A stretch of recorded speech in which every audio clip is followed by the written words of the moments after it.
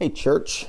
Time for another episode of Midweek Musings with Pastor Chris. It's the last week of April, almost May 1st, and who would have thought that for the last 6 to 8 weeks we would have been sheltering in place, social distancing, isolating ourselves so as to prevent the spread of this virus. You never would have thunk it. At least I wouldn't have.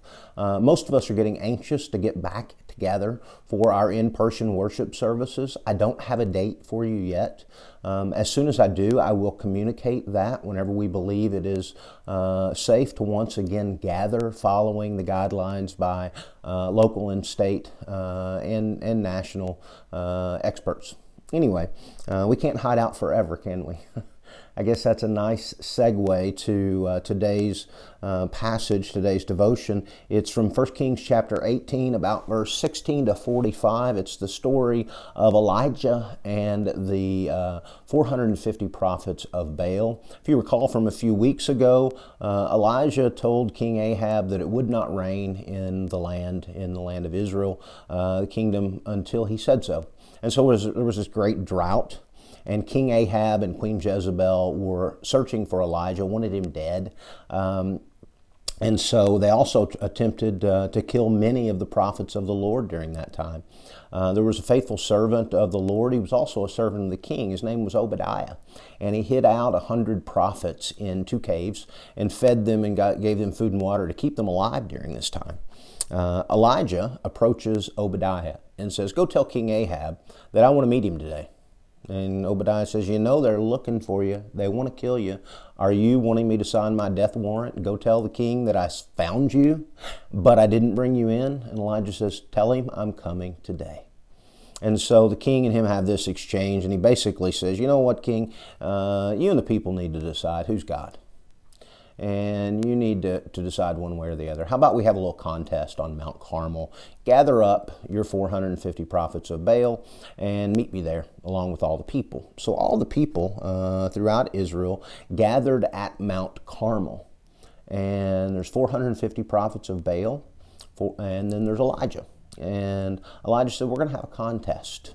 Before he did, he said, "I tell you what, people, all of you gathered here, you need to decide who you'll serve.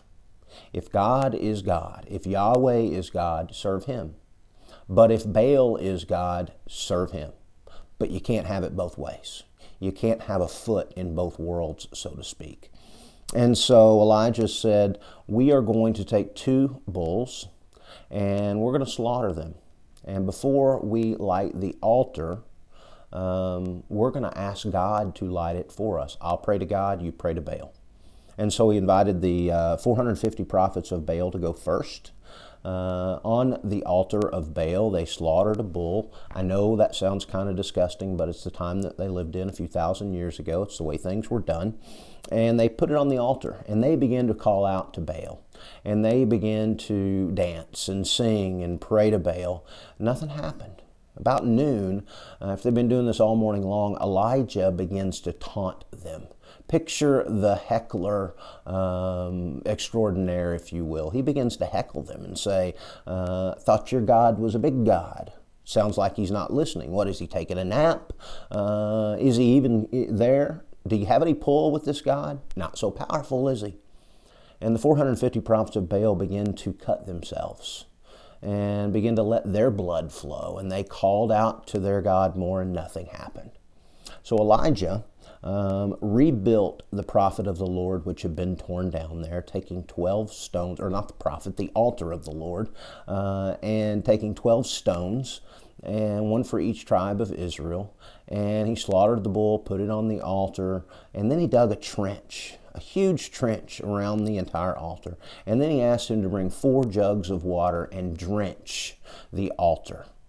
Now, these weren't just like gallon jugs. They held like 30 gallons of water each. And so they brought them and they poured them on the altar. And then he said, "Do it again." And then Elijah said, "Do it a 3rd time." There was so much water, it filled the trench going around the altar. And Elijah began to pray out to God, "Send fire down from heaven so these people will know your power and they will choose to serve you on this day." And it happened. God rained fire down from heaven.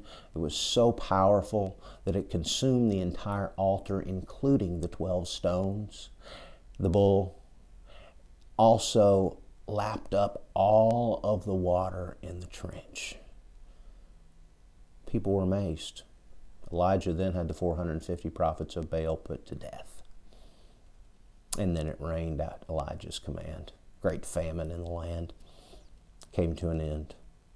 There's a lot you can take away from this story. What I want you to take away from it is that even in the midst of drought and famine, God is present and God is able. He is no less God when we are going through a struggle in the valley than He is whenever we are experiencing victory on top of a mountain.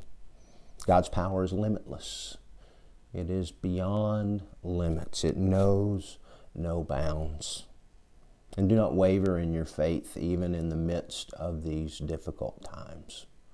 I would ask you, how is it with your soul? How is it with your faith? Do you still believe that God is present and God is able in the midst of this current pandemic? Are you willing to intercede for God's people and for yourself to bring an end to this, to provide healing through miraculous means? Do you believe He can? Will you pray with me?